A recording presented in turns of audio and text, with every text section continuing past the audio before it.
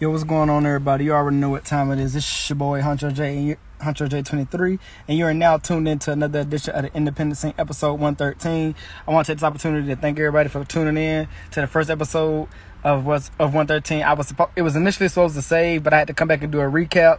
So I want you guys to chime back in, tap back in.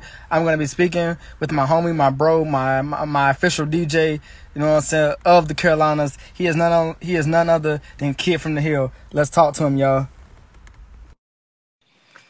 Oh, man. Yo, we back in the building. We back, bro. You say I can come out whenever I want to. I know it's going to be today, but I'm with it, bro. What's up? Most definitely. So listen, man. So when I ended it, man, yeah. I was in process of saving it, and usually what I do is I got a bunch of hashtags that I use that I copy and paste to to the live. But by the time I went back to the live, the Facebook had reopened itself, so I'm like, fuck. Damn, yeah, ain't nothing that get saved. Yeah. Yeah, so it never got saved. Bro. So now we're gonna do a recap. We're gonna start over. You know what I'm saying, for all the people that's gonna be coming in. So first things first, again, you know the drill. Yeah. Hey, let them know what's good with it. So again, back at it. Kid from the Hill, straight from the 919. I'm a DJ, part of Crossbones as a collective. Been doing this for 4 years, straight from Chapel Hill, North Carolina, by way of Conway, South Carolina. Most definitely. All right. Now, again, for all the people that probably missed it and now that are new coming in, tell us and explain to us where did the name Kid Hill come from? How did you come up with it, and where did it start? All right, so Kid from the Hill came from a mixture of hate and just being proud of where I'm from.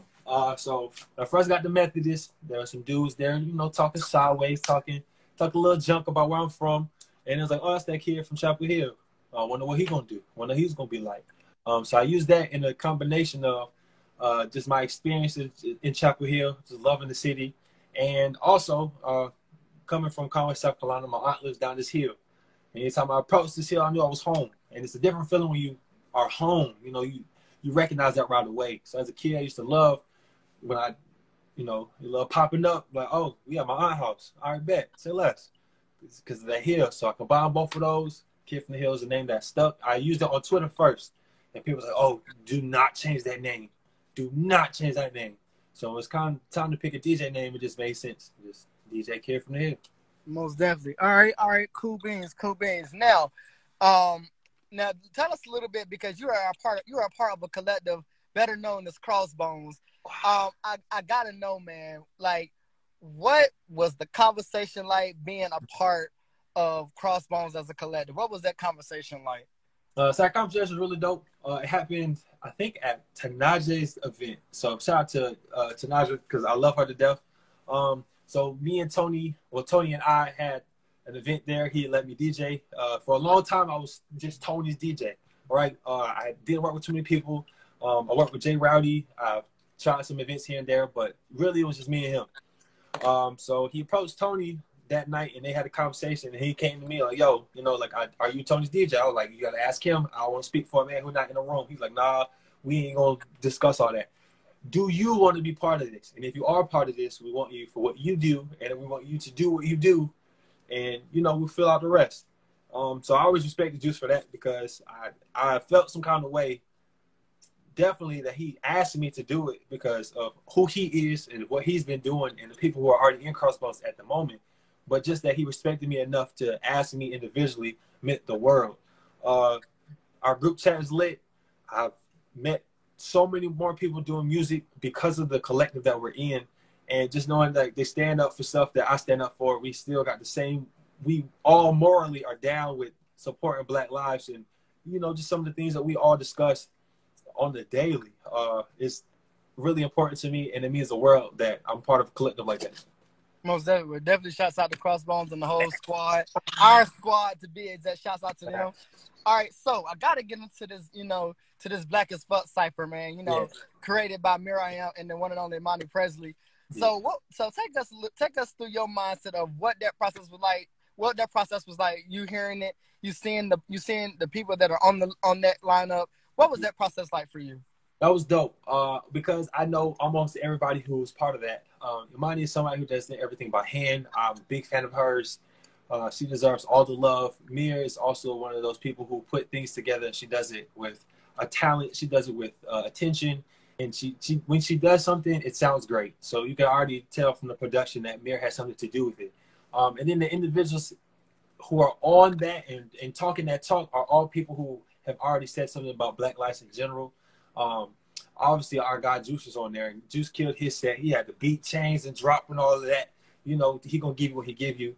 I also want to shout out Lena, because Lena does that. People may not know that she does that, but Lena does that consistently.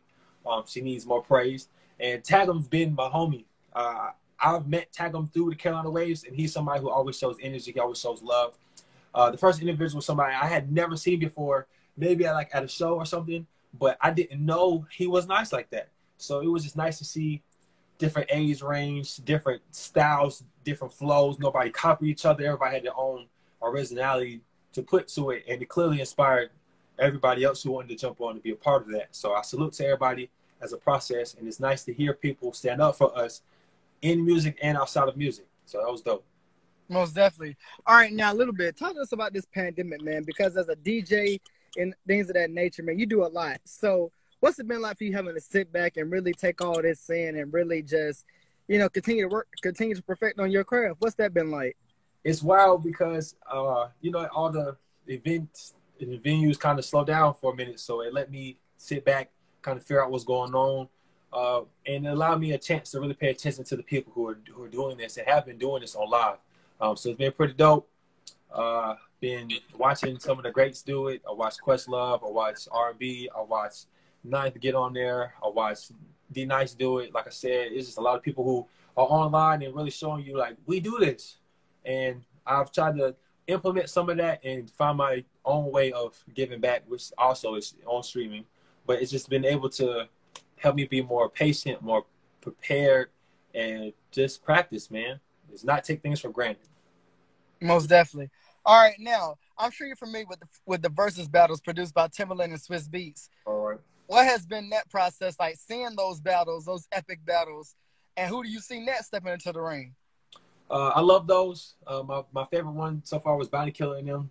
They just showed just how you're supposed to do it. And you're supposed to do it with joy and love and not really have some of that back and forth and sloppiness that we have seen from some other people wanting their names. But if you're watching Versus, you know what I'm talking about.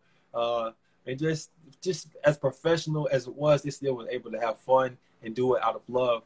And I also like that Ross one, just because I like Ross's music. I like the production value. I think Chainz is somebody who people sleep on. He was nice since Titty Boy, you know what I'm saying? So it's just dope seeing two big names in there. And as far as who I want to see next, I want some North Carolina artists in there, or a South Carolina artist. I think that we, as these two states, have a lot to offer more than just the J. Cole's of the world, the Cordays of the world. And there's a lot of dope female artists that also should have their name thrown in a mix that are from North Carolina. Rhapsody should have been on there. Armani Presley, even though she's not technically somebody that people might look right to, but she's somebody who definitely should be on there. Armani Caesar should definitely be on there, even though she's not a North Carolina technically artist. She was over here before she signed to Griselda and them, and I think she should show some love too. So anybody from North South Carolina, I'm with. Put them on. Most definitely. Okay.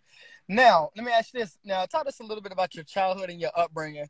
What was that like growing up, being that kid and really, trying to find yourself and your place in the world and trying to really come to full fruition on who you are and what you love to do. Talk to us a little bit about that. Yeah, so again, born in Conway, South Carolina. It's right on the edge of Myrtle Beach.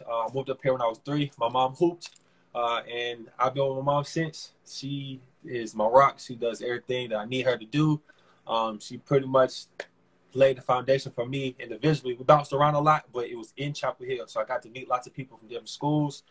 We didn't always have everything, but she gave me what I needed. And what I really needed was somebody to show me that I could achieve something greater than myself. She didn't let me slack. She ain't play no games. I played sports to get me out of trouble. I listened to music to get me out of trouble. And I really fell into love with music because I used to sneak and listen to CDs, right? My stepdad had a whole bunch of CDs and he wanted me to touch them. So I used to sneak after school and like pick one up and listen to it real quick and put it back. But I would put it back in the wrong spot. So eventually I was like, okay, now to get caught, I need to figure out what artist it is, what year it was, because he had it combined in like different ways. So what really helped me was her not beating my behind for that, that's one. But two, just her appreciating my love and my passion for things and really giving me the space and the room to grow in that. I think all of those are important. I was never like the most popular kid at first, but given my circumstances, my dad passing away and my mom being the rock that she is, I kind of grew into the person I am now. The low key, not trying to stay out of too much people's faces, but out of trouble, and just the dude that man. That's what it was. Well, definitely. Sounds like you got a great support team behind. Shouts out to the moms. You know what I'm saying? Having your back and holding you down. That's definitely important, man. All right, so now I got to talk to you about this Black Lives Matter because a lot of people have been affected. A lot of people have been having so many mixed emotions. People have, been, rioting and looting and things of that nature. But as an African American man, as a Black man, how have you been processing this? How have you been dealing with it? And as a father, how have you been dealing with it? Unfortunately, this is nothing new to us. I've planned events, I've planned protests, I've been to peaceful protests. I was at the one in Raleigh, and it's been peaceful until, cops did what they did. So as a Black man in America, unfortunately, this is something that we're used to. It doesn't make what's going on any better or worse. It's just something that, unfortunately, we've grown accustomed to. So I want everybody who has something to say, whether it be peacefully or not peacefully, I feel like expression at this point is what it is because we've been asking kindly for so long. And I feel like support of that needs to be more than just the Black men who passed. It needs to be for the trans individuals. It needs to be for the Black, white, Puerto Rican, Asian. The police brutality is more than just for us, but Black life stands for we are included too. We should be in these conversations. We should be at these tables. We should have the same opportunities as everybody else, to me. So I'm down with everybody who's supporting that. And like you said, I'm a father now. I got a little 8-month-year-old girl, and I just want her to be safe. I want her to have better experiences with police than I've had. I haven't been in too much trouble with the police, but I've definitely been stopped for, just walking or driving or, people who are Black know what I'm talking about right now, So it's unfortunate. I don't want her to be in a situation to where she loses her father over something that's minor. I also don't want to lose my child over something that's minor. So it means a lot to me, as both as a father and a Black man. And I hope that we can figure out a peaceful solution. But it don't look like we doing that right now. So I'm with all the drama, with all the smoke, and with all the protests, whatever y'all feel like I need to do to keep this message going and, keep Black Lives Matter in the forefront. Most definitely, most definitely. All right, so now I want to, and I appreciate you for tapping in on that and speaking on that and being so open and honest about that. All right, so now when it comes to the era of music, what's been your favorite era of music, that you grew up really vibing out to and still vibe to this day? I like the 80s. I think the 80s is a lot of what people go back and sample, and I'm big on, like, the samples. I'm big on the DJ Screw era as well. I know it's not technically an era of music as far as like the 80s, 90s, but I'm a big screw head. Like that's just where if you see me DJ, you see elements of that. But 80s as far as music, I'm a 90s baby, so 90s always holds a special place in my heart. But I think the 80s is really when people and musicians really was getting in that bag of just the different elements of falling in love and funk and just the bass lines and everything. I feel like that really was the plateau of some of the things that we've jumped off of and built upon. I think it started with the 80s. Okay, well, definitely shouts out to all the 80s, to the 80s era, the 80 babies out there, it's all over the world. All right, so now, how do you feel about women breaking the glass ceiling and stepping into the limelight of a male-dominated arena? How do you feel about the women taking over? As they should. I feel like Black women, or just women in general, have been the muse for some of the things that we've said. In hip-hop, in music in general, they've always been the video girls. They've always been somebody that we looked at for inspiration, but we never really gave them a voice. And as far as like the Queen Latifahs of the world and MC Lights of the world, like we love them, but people really don't give them the respect they're due. So for the Minds of the world, the Nuns of the world, the Lena Jays of the world, the Excels of the world, we need y'all. Y'all are very important, and I'm glad that y'all finally getting this light because y'all are very important. And I think that we should give them the attention that they deserve. Mir had an event where all the ladies came and all the ladies shut it down because they pay attention to things that most men just kind of take for granted, like the flow, the beat, the bars, where they need to step on the beat, where they need to chill out. Like women just give that extra little oomph that we need in music. And you can tell because all the top people in the rap right now, either talking about women or are women, and it just speaks volumes about, you know, just hip hop. Like we need to be more inclusive, and we're finally getting to that spot. Most definitely. But shouts out to all the women all over the world putting in that work, putting in that pressure, and laying down the foundation. All right, so where do you see yourself in the next 5 to 10 years from now? What do you see yourself doing? Man, I hope to be just better, just better. You know, like you said, we're a part of this collective, this Crossbones. I want to see my family eating. I want to be able to provide for my little one. I want to show her that you don't need a 9-to-5 to provide for yourself. It doesn't need to be a 9-to-5 to be something that inspires other people, and it can be something that you love that turns into something that's beneficial, and it doesn't necessarily have to only deal with finances. You know, I do this out of love. I do this because I enjoy it, and I want to be able to share that with more people. So in 5, 10 years, man, I just want the squad to eat. I want me to eat, and I just want to be respected as somebody, not only as a dope DJ, but as a dope individual. I think that would really be exactly where I need to be in 5, 10 years. Okay. Now, real quick, I need you to talk directly to the up-and-coming artists, all the up-and-coming DJs and producers and engineers and future DJs to come. What words of advice do you have for them to keep them going and keep them motivated?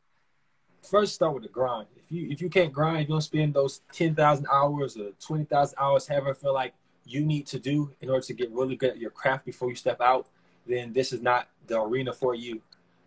It took a lot of effort. People aren't always going to be willing to help you, so you have to listen to the people who are. I always salute DJ R&B and Mayor for that, because they didn't really have to help me. I was just another kid trying to DJ. They already had a DJ. They didn't really need me. And they had other DJs they could have went to. But it gave me the platform because I listened. I will also say you cannot do this by yourself. You need to reach out to the people who are around you, who love you, who show you support, because they are the people who are your backbone. I would not be here without Crossbones. I would not be here without Tony. I would not be here without Rowdy. I would not be here without you. There's a lot of people who have had my back through this process. And if you don't listen and learn, and you think you big and bad by yourself, I got news for you. You will struggle. So just listen and hustle. That's all I can tell you what to do. Most definitely, most definitely. All right, so now what I want to tap into real quick is when it comes to, you know, again, being a part of another family, that being, you know, Carolina Waves and the whole movement. What's that process been like? How's it been, you know, being received by Carolina Waves and really getting that love from the people that really, really rock with you? Man, that's amazing. I would say that definitely boosted my just career as a DJ. I've seen a whole bunch of events. I was there. I had rocked some of the events with Tony and them. That's before I got part of the group of Crossbones, with the collective is Crossbones. And DJ R&B is a man of many trades. He's all over the place. So there was a day that he was out, and Mary reached out and was like, yo, do you want to do this? It was in Chapel Hill. So the fact that she even connected me with Chapel Hill just speaks volumes of just how she thought of me. And it was rough, man. I'm not going to sit up there and tell you I was perfect the first go. And Mary was very strict and harsh on me, but she should have been. She has definitely boosted just my image, how I look at things. And R&B is somebody who's helped me just tremendously just by showing me how to do it. He's an individual who every time he touches something is hot. He definitely has his karaoke thing popping. He got his own shit popping. You know what I'm saying? He clearly got Carolina Waves popping. So they didn't need me. So the fact that even gave a black man a chance to speak his volumes. And like I said, I would not be the DJ that I am today without those two. And the artists that I've met through them, like Excel, all the 2-5 boys, Boss Up in them, the collective. I met the collective at Carolina Waves first before I was even part of them. So they have opened the door for me to meet and just know so many people and just be better as a human being. So it's mad love to them. I show them love anytime I can. Most definitely. All right, so what is your message? What is the main message that you're putting out here to the people that, you know, once your career is done and once it's all over, you know, what is the main message that you want the people to take away from your career as a whole? Like, what do you want them to mainly know about you that they can say, okay, you know what, this guy was really, you know, that guy? If anybody looks at me and says anything, I want them to say something about the grind, man. DJing is a whole nother thing to the side about just being nice at it. And I want people to look at me with respect. I try to do this in a humble manner. I try to do this in a low-key manner because everything that has been given to me is a blessing. You know, things are not easy. So when people look at my career, I want them to say that I was nice, but I want to say I was a nice person, like a dope individual, and I stood for something. It's more than just DJing. It's about how you treat people. So I want people to look back on that and be like, yo, this nigga was nice, but he is a cool dude. And I respect people who already show me that love, like you, like Crossbones, like Mir and them. And I want to be on a higher plateau than this, obviously, but I don't want that to be at the downfall of my image or my morals and stuff like that. So I want what I stand for to be just as high as my DJ status. Okay. Now, real quickly, is there anybody out here in the industry that, you know, that you have personally said to yourself that you would love to collaborate with on a DJ level? At the DJ level, R&B for sure. I know me and him have kind of worked together already, but R&B is dope. D Nice is dope. Quest is dope. Ninth is dope. Top Pack is dope. Who else have I worked with? Scuba Steve's dope. I'm the type of person people know me like I don't do the whole bunch of money thing because I do this out of love, and I'm willing to work with anybody, man. So whether you got a name or not, if this is really what you want to do and you really are nice at this and you really trying to be nice at this, just hit me. It's really that simple. Most definitely. Well, for people that don't know, you know, let them, you know, I just shared some news with you off camera, you know, as it relates to DJing. So for those of you that, you know, that give them, let the people know what that conversation just was about, what I told you, and that way they'll know to tap in. All right, so me and Hacho been talking back and forth for a while now because we're in the collective, but we never really got to sit down and like really chop it up like this, like just open and honest about it because he busy, I'm busy, right? So we chopped it up, and I was like, yo, man, I need a official DJ. Like my official DJ about to slide on some other things, bro. He moving. I need somebody to kick it with. And being that you solid, bro, you've helped me no matter what. You've been around no matter what. I seen you do your thing, bro. I am more honored than anything to announce that I am your official DJ. We with it, whatever you're trying to do, bro. Just hit me up, and we going up from here, bro. It's only up, my guy. And there y'all heard it first. You know what I mean? All right. So now let me ask you this, man. Real quick. So, what's it like, man? You know, being in an industry where you know that all the music that's coming out of North Carolina has really been blowing up because, I mean, again, like you mentioned earlier, you know, you got the J. Cole's of the world, you got the Kendrick Lamars, you got the Babies and things of that nature. But what's that like, man? Again, you know, being in your own skin, but being able to see like, yo, North Carolina is really doing this thing musically.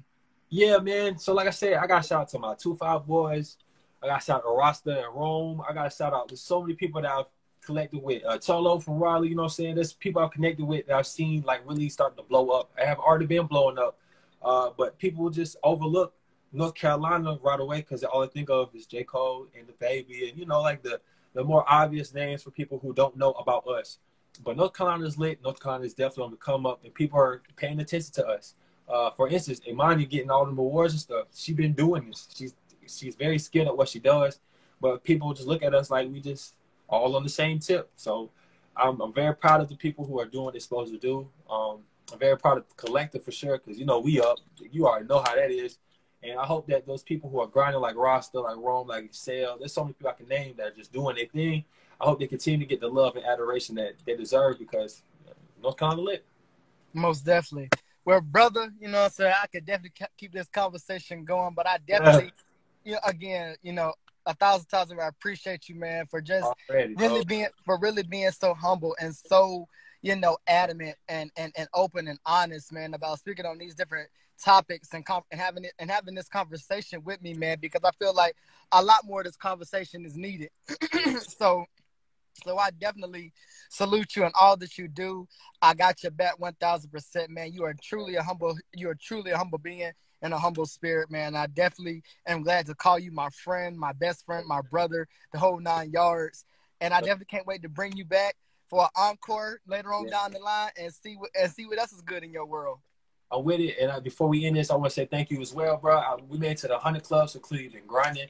I see what you're doing. I see the names that you had on here, bro. I'm honored to be part of that. You know, we up now, you know, first DJ. So, you know, whenever you need me, bro, just holler at me. And yeah, man, like I said, thank you for letting me be part of your platform. And I wish you all the best with this, man. You already know. Whenever you want me back, bro, just hit the line, hit the jack. I'm here, bro.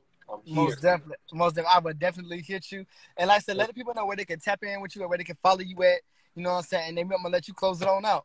All right, so again, DJ Kid from the Hill. Kid from the Hill is all one word, straight from the 919. It's Kid from the Hill on social media, all platforms, Facebook, Twitter, Instagram. I'm mainly on Twitter. I'll be cutting up a little bit, so don't judge me. But again, it's all Kid from the Hill. And I work with anybody, man. Money is no issue. I'm willing to work. If you're grinding, I'm with it. That's Most definitely. Most definitely. But there you have it. This has been my time, ladies and gentlemen. Let us give a big, warm thank you to the one and only Kid from the Hill, my brother. Brother, keep applying that pressure, and I look forward to talking with you again someday. All right? Yes, sir. Yes, sir. Most definitely. All right, bro. Take it easy. And there you guys have episode 113 of the Independent Scene with your boy Honcho J23. Once again, shouts out to my man, my homie, my bro, Kid from the Hill for tapping in with us and plugging in with us on episode 113. I hope you guys have enjoyed this content. Feel free to check me out tomorrow as I chop it up with the one and only Slim Intuition on episode 114. But with that being said, this is my time. Peace and blessings. Peace and blessings. Once again, peace and blessings. This is your boy Honcho J23 on the Independent Scene, and I'm out. Let's get it.